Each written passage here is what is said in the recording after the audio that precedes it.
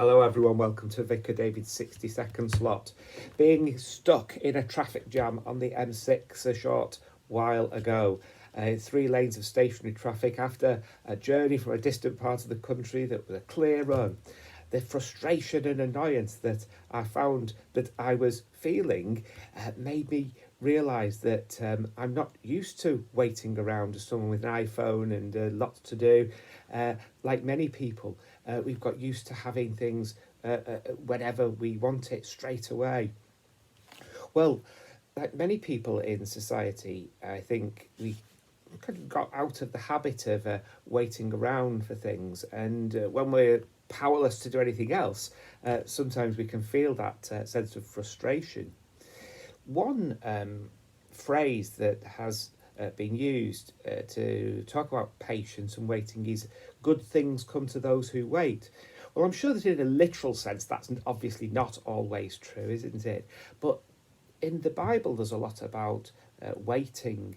A great book has been written, W.H. Vanstone, called The Stature of Waiting. And maybe in that phrase there's something of the idea of the Bible that sometimes we have to be patient to see the results of the fruits of our labours, that we can do things, put things in motion, but like plants growing, like fruit growing, there's nothing we can do sometimes but to sit back and to wait. Someone who waited a very long time in the Gospels was Simeon, who had been told, we don't know why or how, by God, that he wouldn't pass away before having seen the God's Messiah. We don't know how long he waited, but certainly the prophetess Anna, we're told, was 80 years old. So imagine having to wait something like that length of time. Most of us would probably have given up, but not Simeon. He's an example of someone who waited patiently and was rewarded in the fullness of time.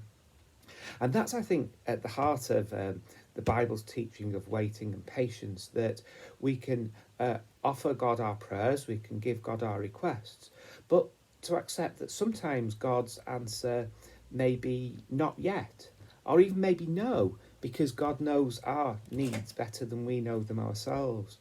And if we don't find ourselves answered immediately in prayer, perhaps that's a call to us to accept this idea that we're not in total control of everything, that we're not all powerful, and that many things are beyond our power and control.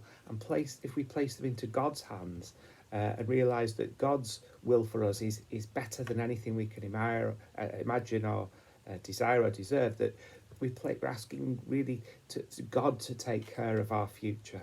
And one thing we can be sure in our prayers, that God's purposes will never be thwarted. We might not be able to see how or why or when, but as Christians, I believe that God's will, God's strength, God's love will always prevail in the end, no matter how long we have to wait.